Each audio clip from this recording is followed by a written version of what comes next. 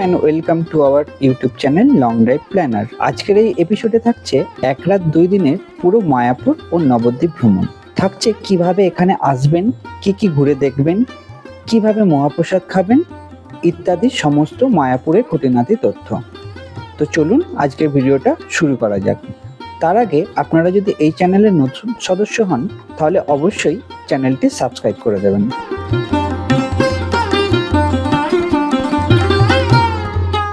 মায়াপুর কখন যাবেন? মায়াপুর একটি ধর্মীয় স্থান, তাই মায়াপুর সারা বছর আসতে পারেন। মায়াপুরে কোথায় থাকবেন? মায়াপুরের ক্যাম্পাসের ভিতরে থাকার জন্য অনেকগুলি ভবন পেয়ে যাবেন। এর মধ্যে উল্লেখযোগ্য হলো গীতা ভবন, গদা ভবন, যশোদ্যান ভবন, কঙ্ক ভবন, ভামসী ভবন, নামহট্ট ভবন ইত্যাদি। এই রুমগুলি আপনি অনলাইন বা অফলাইন দুভাবেই বুক করতে পারেন। আমরা ছিলাম যশোদ্যান ভবনে। এই ভবন কি করে বুক করতে হয় জানতে চাইলে উপরে আই বাটনে ক্লিক করে দেখে নিতে পারেন। এছাড়া মায়াপুরে গেটের বাইরে অনেক হোটেল এবং লজ পেয়ে যাবেন আপনাদের বাজেট অনুযায়ী। মায়াপুরে কি দেখবেন? মায়াপুরের মেন আকর্ষণ ইস্কন মন্দির। আগের মন্দিরের ঠিক পাশেই তৈরি হচ্ছে ভারতবর্ষের দ্বিতীয় বৃহত্তম মন্দির। এর কাজ এখনও সমাপ্ত হয়নি। ইস্কনের ভিতরের ক্যাম্পাস এত বড় আর এত গোছানো, এর ভিতরে ঘুরতে ঘুরতেই আপনার সারাদিন কেটে যাবে। ক্যাম্পাসের মূল দর্শনীয় স্থানগুলির অন্যতম শ্রী প্রভুপাদের লোটাস মন্দির, গোশালা ইত্যাদি। এছাড়া সাইট সিন হিসাবে আপনি দেখে নিতে পারেন নিমাইয়ের স্মৃতিবিজড়িত বিভিন্ন মঠ ও মন্দির। আর যদি হাতে সময় থাকে তাহলে নদী পেরিয়ে দেখে নিতে পারেন নবদ্বীপ ধামের বিখ্যাত মন্দিরগুলি। ইস্কন বাদে কি দেখবেন তার ভিডিও আই বাটনে ক্লিক করে দেখে নিতে পারেন। এরপর আসা যাক মায়াপুরে কিভাবে যাবেন। মায়াপুরের নিয়ারেস্ট রেল স্টেশন হলো নবদ্বীপ ধাম ও কৃষ্ণনগর।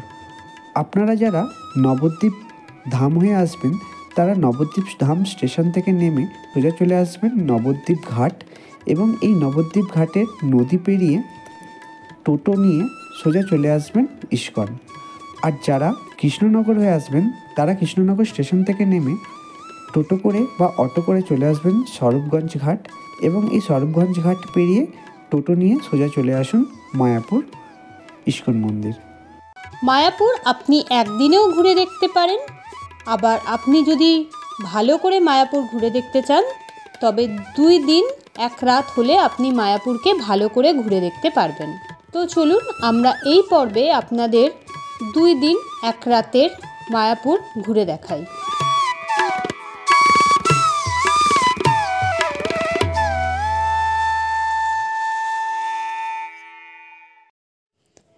এখন বাজে সকাল 6টা 17। আমরা আজকের জার্নি স্টার্ট করলাম।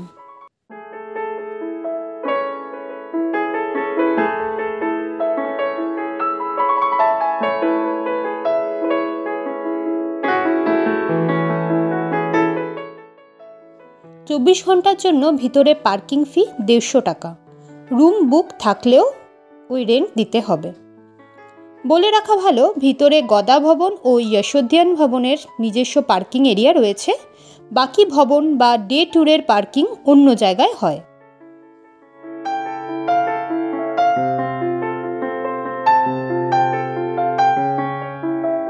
এই রাস্তা দিয়ে সোজা এগিয়ে সামনেই বাঁদিকে যে বিল্ডিংটি দেখা যাচ্ছে সেটা গীতা ভবন, আর সামনের ইয়েলো বিল্ডিংটি যশোদ্যান ভবন, যেখানে আমরা ছিলাম।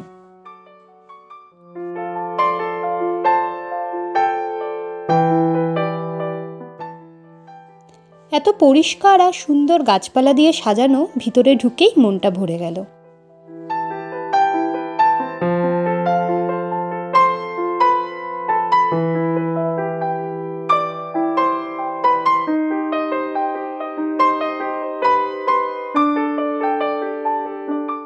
বিল্ডিংয়ের সামনেই রয়েছে পার্কিং এরিয়া।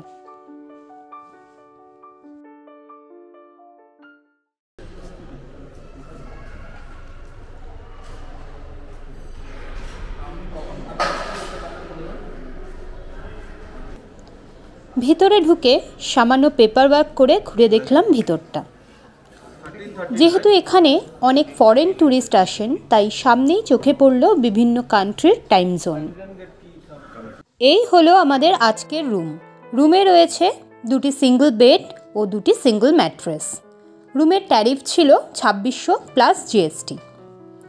ফুল রুমের ভিডিও এবং এই রুম কি করে বুক করবেন এর ফুল ডিটেলড ভিডিও আই বাটনে প্রেস করে পেয়ে যাবেন। ও বাবা, one for Dolu and one for you. রুমে চেক ইন করে একটু ফ্রেশ হয়ে বেরিয়ে পড়লাম মায়াপুরকে ঘুরে দেখতে। আমাদের ভবনের সামনেই এক বিশাল ভগবান বিষ্ণুর চিত্র। এখানে প্রত্যেকটা ভবন বেশ পরিষ্কার পরিচ্ছন্ন। চলো চলো, লিফট চলে এসছে, হ্যাঁ চলো।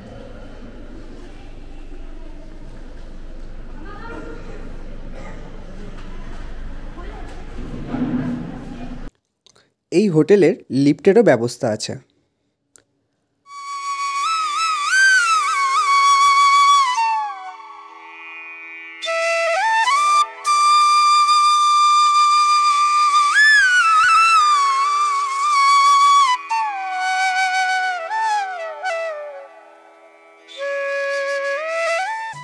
নিচে নেমে আমরা ঘুরে দেখলাম পুরো ক্যাম্পাসটা। মেয়ে ফাঁকা জায়গা পেয়ে তার মতো ছুটে বেড়াচ্ছে। ভিতরটা কিন্তু ভীষণ সুন্দর, ভীষণ সুন্দর।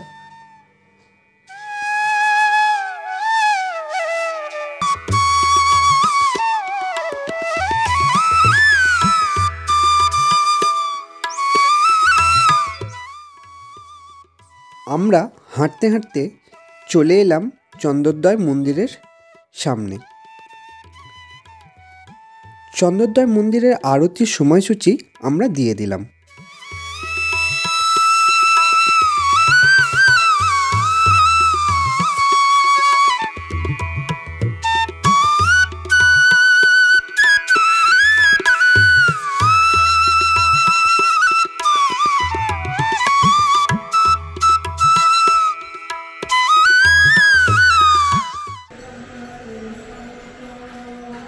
এটি সেই নতুন নির্মীয়মান চন্দ্রোদয় মন্দির, যার কনস্ট্রাকশন কাজ এখনও চলছে, এখনও মন্দিরটি শুরু হয়নি।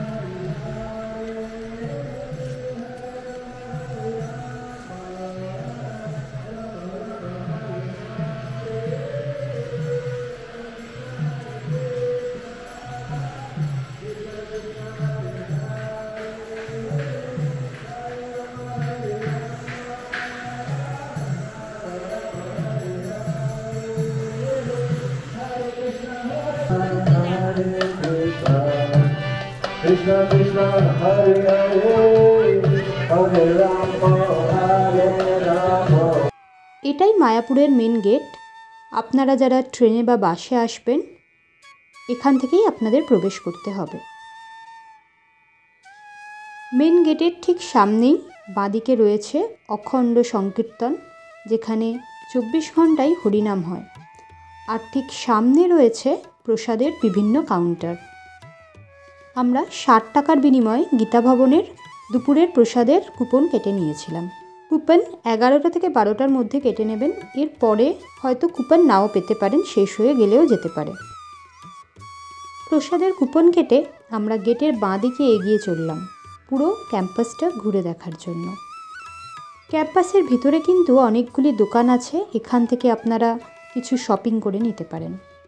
তবে এই দোকানগুলোর প্রাইস একটু বেশি মনে হয়েছে।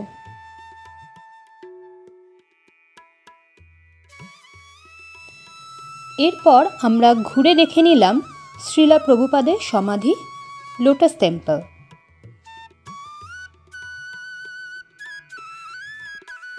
ক্যাম্পাসে কিছুটা ঘোরাঘুরি করে নিয়ে আমরা এবার চলে এলাম গীতা ভবনের সামনে দুপুরের ভোগ খাওয়ার জন্য।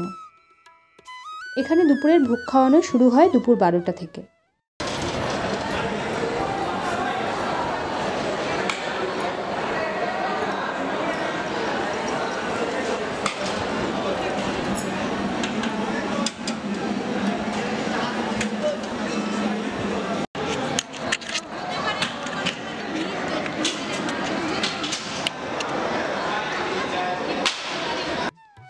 দুপুরের ভোগ খেয়ে আমরা এগিয়ে চললাম আমাদের রুমের দিকে, কিন্তু মেয়ে সেই সকালে উঠেও এখনও এনার্জি রয়েছে, তাই সে পার্ক দেখতে পেয়েই সেখানে ছুটে গেল।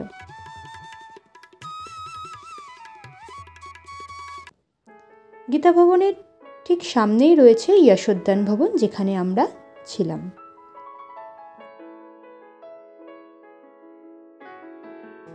একটু বিশ্রাম নিতে নিতেই সন্ধে নেমে গেছে, আর এই সন্ধ্যের মায়াবী আলোতে মায়াপুরকে কিন্তু আরও অনেক বেশি মায়াবী লাগছে।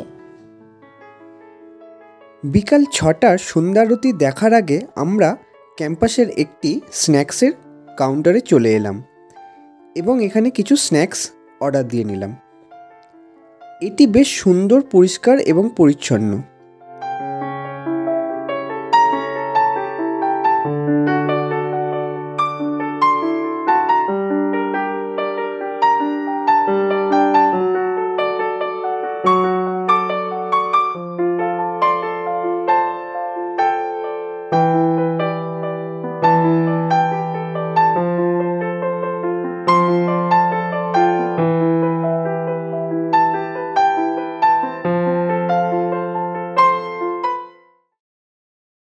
Come on, boys. Bolo, bolo, sab bolo. Hare Krishna, Hare Krishna, Krishna Krishna, Hare Hare, Hare Rama, Hare Rama, Rama Rama, Hare Hare.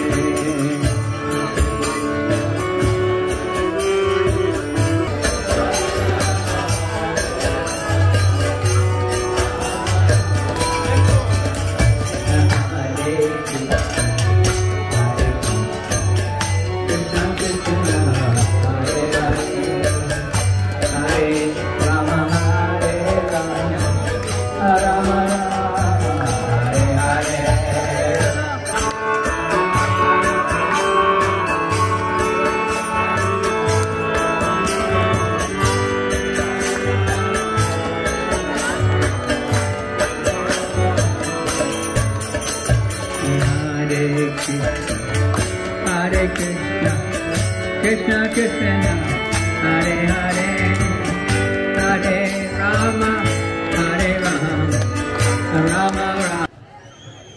এরপর আমরা ভিতরে সন্ধ্যা আরতি দেখে নিলাম। ভিতরে ফটোগ্রাফি নিষিদ্ধ, তাই বাইরে থেকেই দেখানোর চেষ্টা করলাম।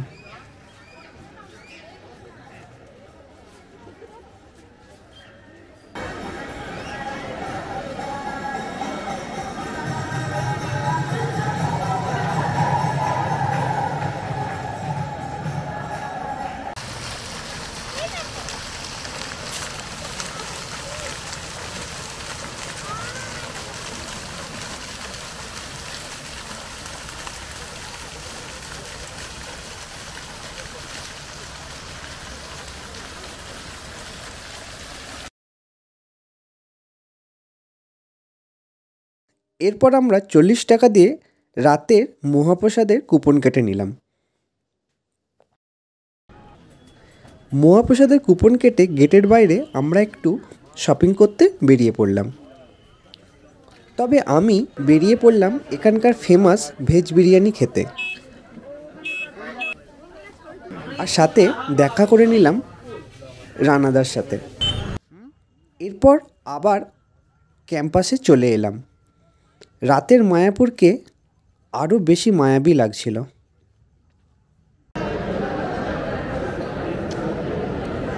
এরপর আমরা খেয়ে নিলাম রাতের ভোগ।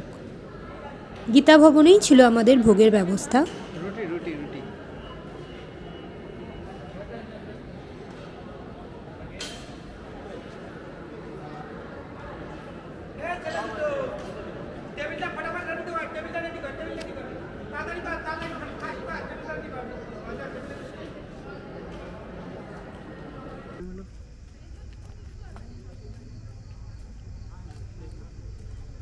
হাই, আজকে আমরা আছি যশোদা ভবনে। যেমন দেখতেই পাচ্ছেন, বেশ সুন্দর স্পেশিয়াস। এখানে একটা সুন্দর কৃষ্ণ মূর্তি রয়েছে। আমরা ফিরে এলাম আমাদের হোটেলে।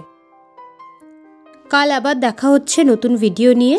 কালকে আমরা ঘুরে দেখব গোশালা, মায়াপুরের সাইট সিন এবং নবদ্বীপের বিভিন্ন মঠ ও মন্দির। Good morning. সকালে ঘুম থেকে উঠে 9টার মধ্যে রেডি হয়ে একেবারে রুম চেক আউট করে চলে এলাম ক্যাম্পাসের একটি শপে ব্রেকফাস্ট করতে।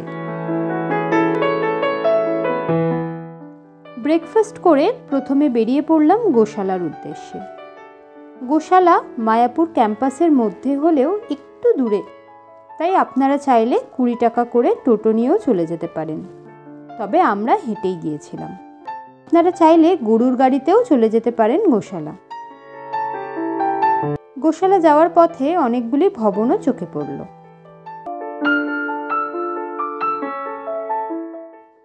আমরা এসে পৌঁছালাম গোশালা। গেটের ভিতরেই রয়েছে অনেকগুলি ডেয়ারি প্রোডাক্টসের দোকান।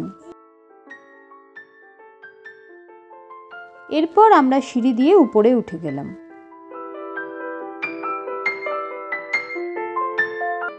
সামনেই রয়েছে বিশাল বিশাল খুব সুন্দর অনেক গরু।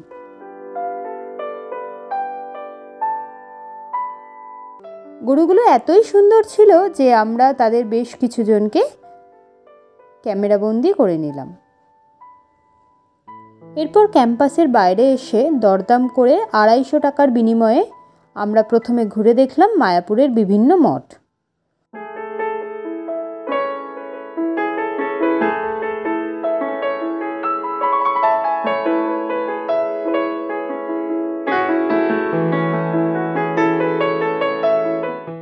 প্রথমেই চলে এলাম শিবডোবা ও গৌরনগর শ্রী শ্রী সন্ত গোস্বামীর গৌড়ীয় মঠ। ভিতরে আছে রাধাকৃষ্ণ ও গৌরাঙ্গের সুন্দর মূর্তি। ভিতরে ফটোগ্রাফি নিষিদ্ধ।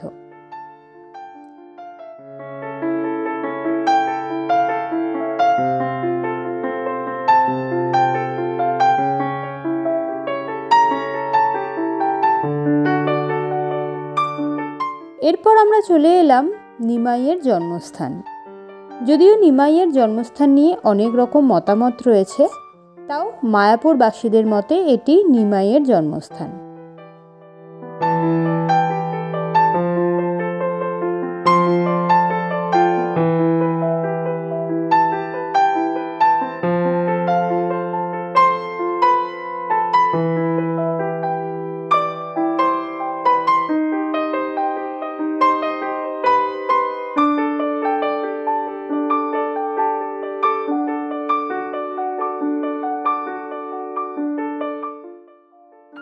এখানের লোককথা মতে এই নিম গাছের নিচেই নিমাইয়ের জন্ম হয়েছিল।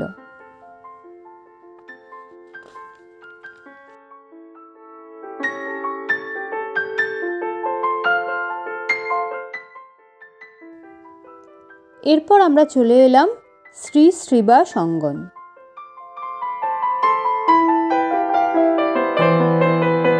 তারপর আমরা চলে এলাম মায়াপুরের শ্রী চৈতন্য মঠ। মঠটির ভিতরে বেশ সুন্দর এবং অনেক কিছু দেখার আছে।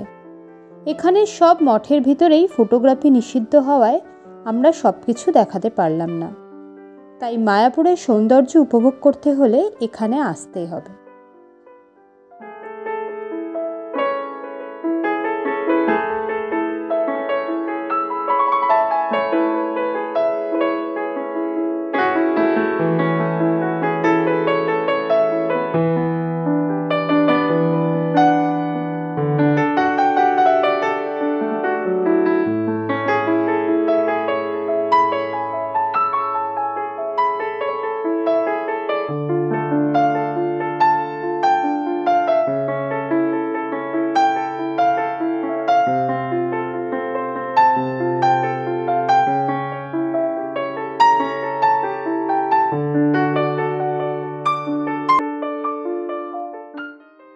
এরপর আমরা টোটোকে বললাম সোজা মায়াপুর ঘাটে নামিয়ে দিতে।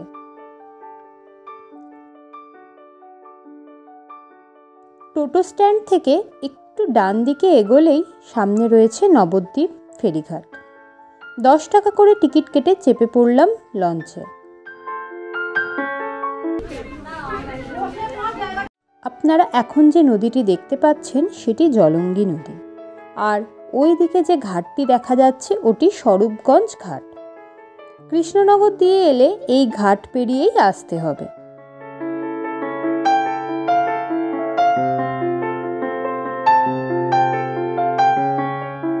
এরপর আমাদের লঞ্চ ছেড়ে দিল নবদ্বীপের উদ্দেশ্যে। এখানে জলঙ্গি নদী মিশেছে ভাগীরথী গঙ্গার সাথে, সামনেই দেখা যাচ্ছে তার সঙ্গম। নদী দুটির জলের রং ভিন্ন, তাই এই সঙ্গম বেশ সুন্দর বোঝা যায়। মিনিট 10-এর মধ্যেই নবদ্বীপ ফেরিঘাটে পৌঁছে গেলাম। ফেরিঘাট থেকে বেরিয়েই অনেকগুলি মিষ্টির দোকান। দোকানের সামনেই অনেক টোটো পেয়ে যাবেন। ভালো করে দরদাম করে আমরা একটা টোটো রিজার্ভ করে নিলাম নবদ্বীপের কয়েকটি বিখ্যাত মন্দির ঘুরে দেখতে। একটু ভালো করে দরদাম করবেন, না হলে ঠকে যাওয়ার চান্স আছে। প্রথমেই চলে এলাম শ্রীকৃষ্ণ চৈতন্য মিশন।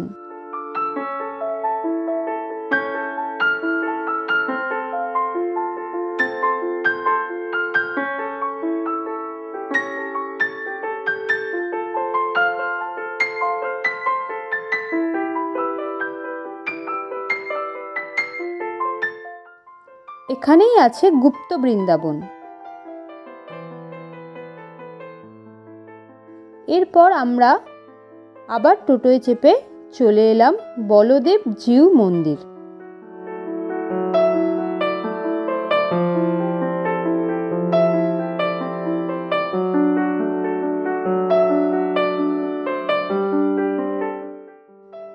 এরপর আমরা চলে এলাম সোনার গৌরাঙ্গ দেখতে।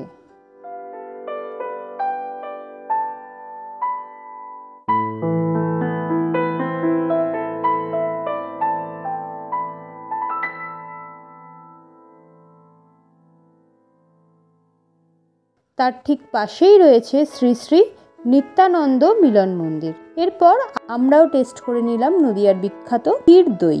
এরপর আরও কয়েকটা ছোটোখাটো মন্দির দেখে আমরা ব্যাক করলাম মায়াপুরের উদ্দেশ্যে। আমাদের টোটো ভাড়া নিয়েছিল 400 টাকা। এত অল্প ঘুরিয়ে 400 টাকা একটু বেশিই মনে হয়েছিল। তাই আবার বলছি, কি কি ঘোরাবে ভালো করে জেনে নেবেন, ভালো করে দরদাম করে তবেই উঠবেন টোটোতে। আসার পথে আমরা দেখে নিলাম ক্রেন দিয়ে একটি লঞ্চকে টেনে পাড়ে তুলছে। এরপর আমরা দুপুর 1টা নাগাদ আবার চলে এলাম ইস্কন মন্দির। এখানে আবার আগের দিনের মতো মহাপ্রসাদের টিকিট কেটে মহাপ্রসাদ খেয়ে দুপুর 2:30 নাগাদ বাড়ির উদ্দেশ্যে রওনা দিলাম।